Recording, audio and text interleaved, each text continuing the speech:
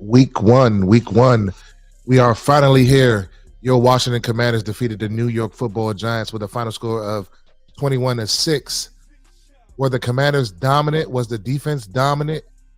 And much more coming now on Reedie and Z. And we start now. It's the Reedie and Z show.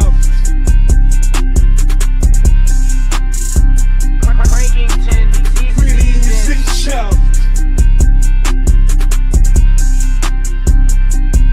It's the Reedie and Z show. Reedie and Z show. Reedie and Z show.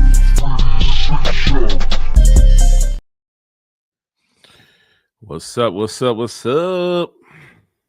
Victory is mine. Victory is mine. Victory today is mine. You ain't feeling the victory song no more? Yeah, I am.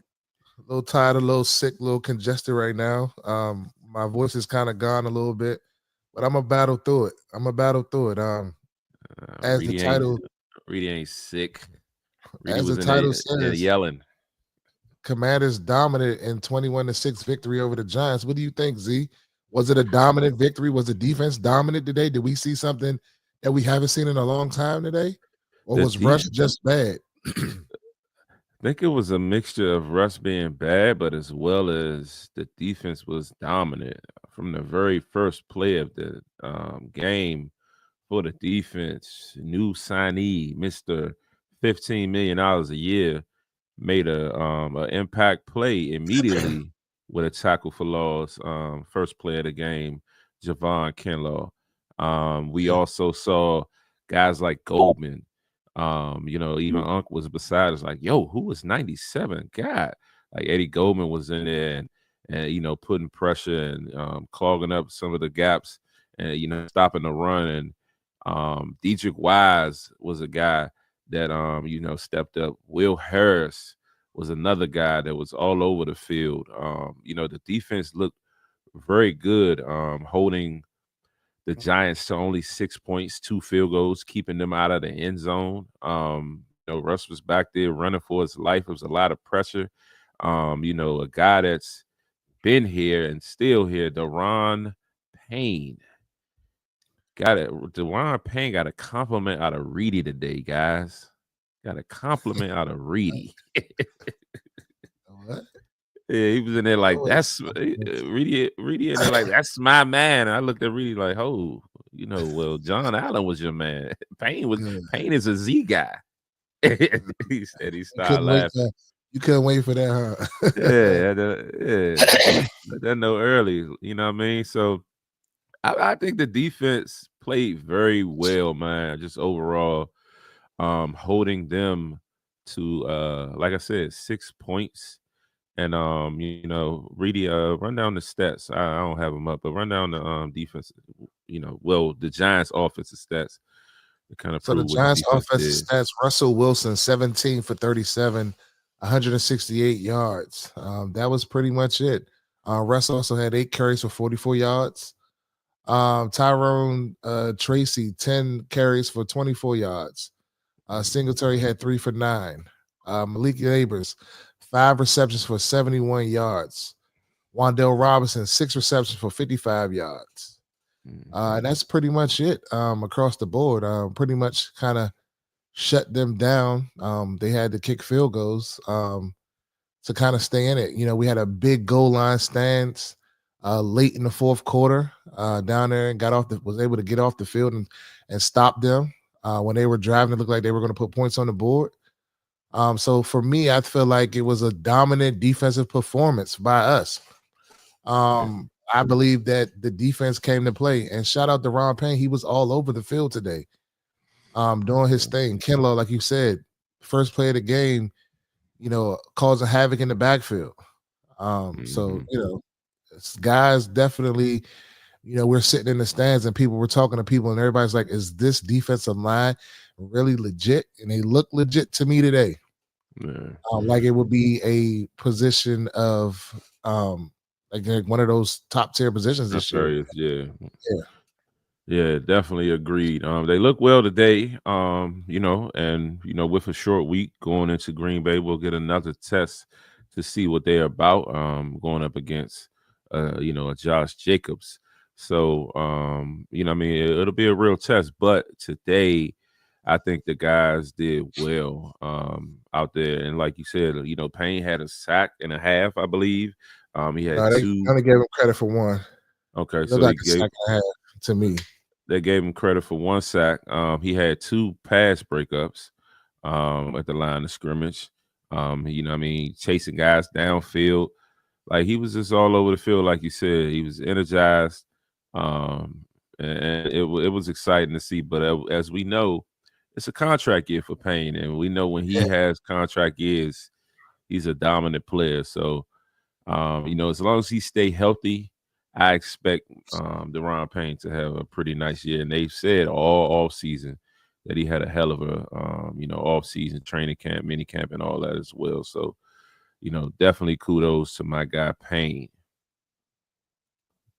But yeah, so let's talk about. Before we move to the offense, anything else you want to discuss about the defense? No. That's pretty much it. Will Harris, another guy that flashed to me today, was kind of like all over the field before he went out with the injury. I don't know if he came back in or not. I'm not sure. But was kind of making some plays. Him and Quan. Lattimore was kind of strapping up, and so across the board as far as the secondary goes and the defensive line, solid play. Didn't really have to call any linebackers' names, so I guess their play was solid. I haven't had a chance to watch the film back as of yet, so I can't really give a great analysis of everything because I only saw what I saw live. So yeah, we'll have much more on that tomorrow on Monday Command. Correct. But yeah. From my initial well, before we go on the offense, talk about the atmosphere in the building first. Oh, it was lit. It was lit in there. Like it was like you look around, like in previous years, it'd be more of the other team's color than our color. It was like dominant. Like it was a splash of blue in there, but it was pretty much burgundy, white, all throughout the stadium on both sides. Even the 400 section was packed. I looked up at one time and I'm like, damn, they up there. The lines getting in was tough, tough to get in. Even walking through the concourse was like packed, jam packed. But it was definitely. I noticed when we left, it wasn't as congested. I don't know what they did leaving out the stadium, but it wasn't as congested getting out normally. Yeah, and I think some people also kind of stepped off a little early.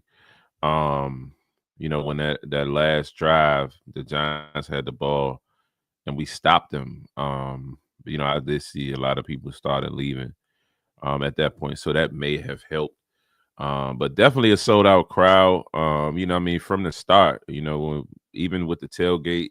The tailgate took a little while to pick up, but once we were in and kind of set up and getting the tailgate going, we did hear that the lines were a little packed. But this morning we got out there pretty early. Reedie was out there around like 8, a little bit after that, and he said it was about 15 to 20 cars, and then I got there around like 8:40.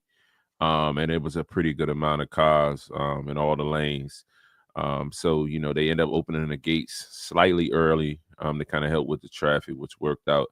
But I think overall the atmosphere was there. The tailgate went well. Like you said, getting into the game was a little rough. Had to walk around and stuff like that. But even at halftime, I walked around. I went up top to the club level and just walked around a little bit. And it was packed up there too. So it was people all over that building today. So like we said, a sold out crowd. So as expected. Also salute 8 to the 9 for getting his Ring of Honor ceremony today, Ring of Fame ceremony today. Got his name, number, and everything posted up. It was a beautiful sight. Well deserved from one of our true guys, and that holds it down for this organization even still today. That's still around and loving on our community. So shout out to Mr. Santana Moss for that. And yeah, Reedie's going to roll into the offense. Yeah, so offensively, Deebo, let's talk about Deebo. 7 receptions for 77 yards. Jayden Daniels also contributed with going 19 to 30 for 233 and 1 touchdown. Bill also came in with 10 carries, 82 yards, and a touchdown. Austin Eckler, he had 6 carries, 26 yards. Jeremy Nichols had 4 carries for 25 yards. And Deebo had the one carry for 19 yards. I believe that was on a touchdown that he had. Yeah. In reference to the offense, especially like when we started out with Eckler for like 2-3 series, and I'm looking like, where the hell is Bill? I was getting a little frustrated. The next thing you know, he ended up being out there on the next drive, and once he started kind of get his feet wet, they rotated them a little bit, but in the second half, it was kind of like more of Bill back there. And he was shifty, like what we've been seeing, what we've been hearing, everything that they've been talking about with him and his running style. Thus far throughout this offseason, we saw that today. So shout out to the Rook for getting his first tutty. The Deebo touchdown was electric. At that time I was yelling for Deebo Samuel anytime touchdown, and I had just slid my jersey on, and then one of the guys sitting behind us was like, don't put it on now. You ain't had that jersey on all game. It's gonna be bad luck. I'm like, nah, I believe in 5. And I'm like, Deebo anytime touchdown. And that as I'm talking to him, Deebo goes in motions and comes around, get the ball, breaks some tackles and runs in the end zone. And the stadium just went crazy. Earlier on, Zach Ertz had his touchdown, the first touchdown of the game. So Ertz, still showing his fountain of youth that he's been, founding since he's, came back in the league and, with us. So, it was a good day for the offense. They had some sloppy moments, penalties or whatnot. Terry on that fade was jogging, and Yep. Reedie wasn't happy about that. It was a guy behind us yelling, man, he's out of shape. He's out of shape. Going, just kind of, everybody was excited for Terry, but also he definitely took a few. People was definitely taking a few shots at him, especially where they felt like he just wasn't giving a lot of effort early on. But he still managed to get a few catches, but he only ended up with 27 yards. Hopefully that he kind of can ramp up his uses and reps Thursday night against the Packers. But early on, even with Terry, they was doing a lot of rotating, and yeah, we saw a lot of Chris Moore. Yeah, I was just about to say that it was like every other play they were taking Terry out.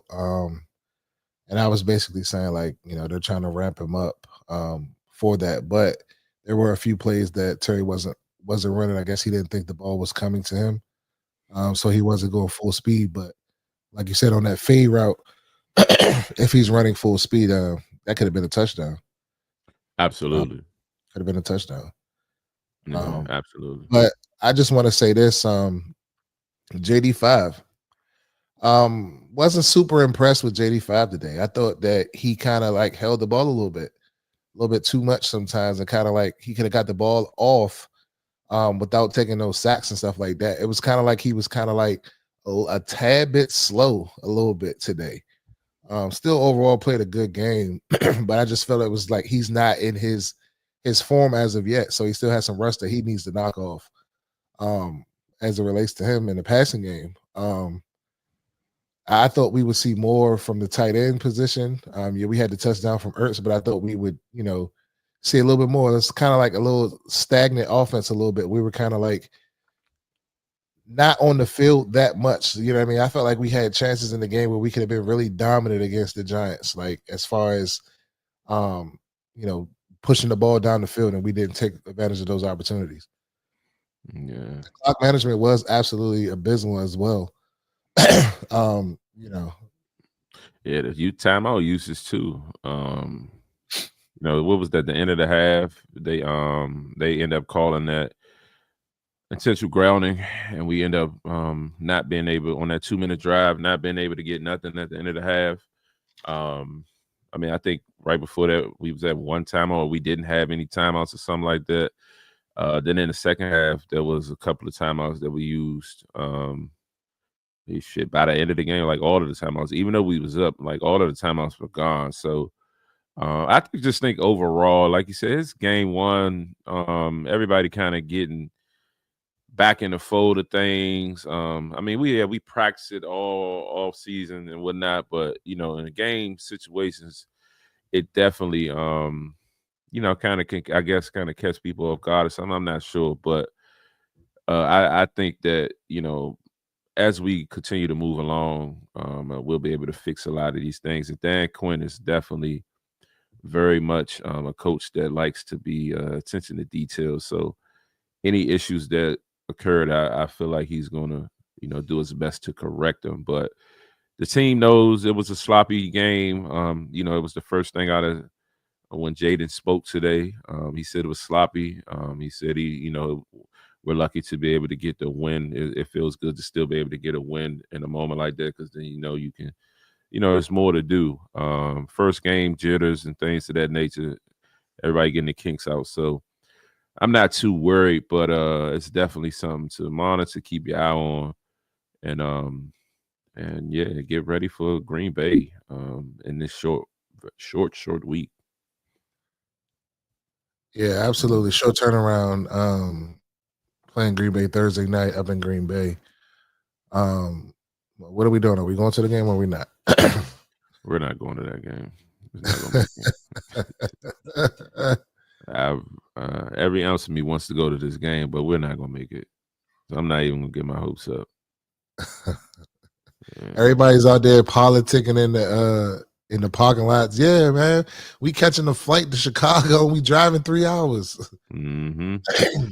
They get real creative. I mean, because they're saying that, Green Bay, it's not like, I think they were saying that the stadium is like an hour away from the main airport. Then there's another airport there that's like 30 minutes away from the main airport or something like that.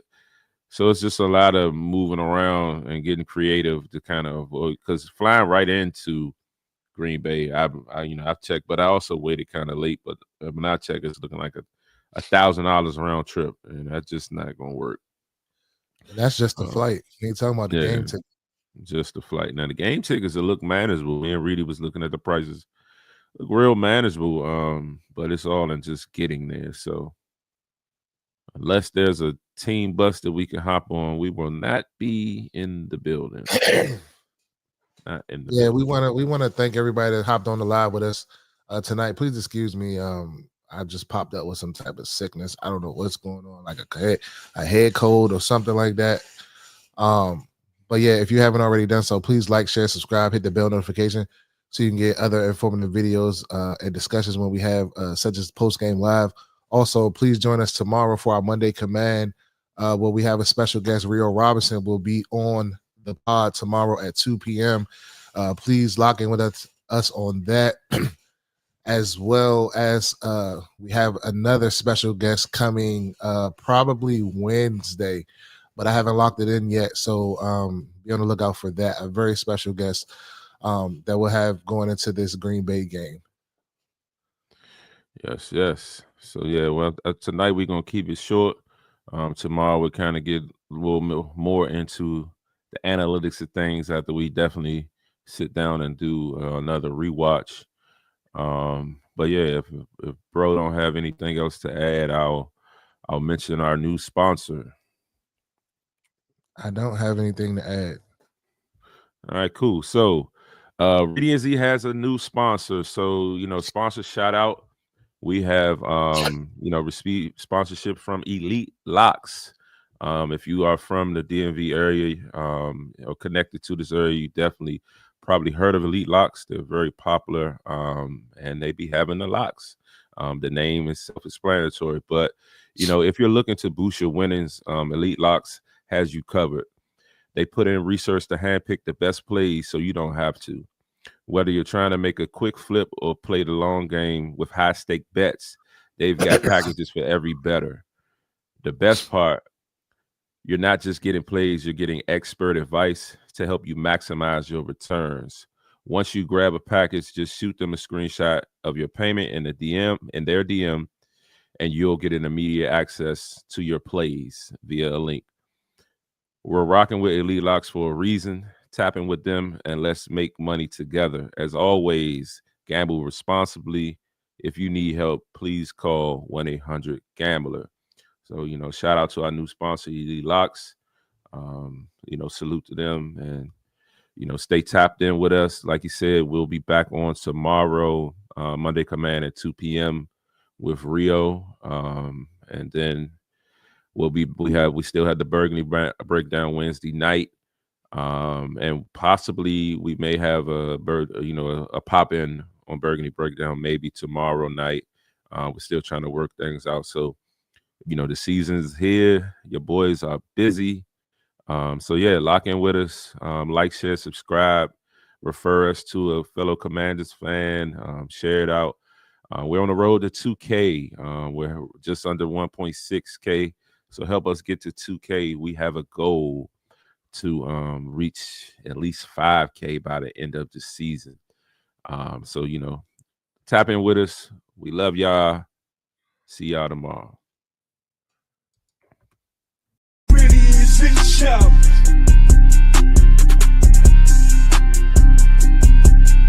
It's the Reedie Shop.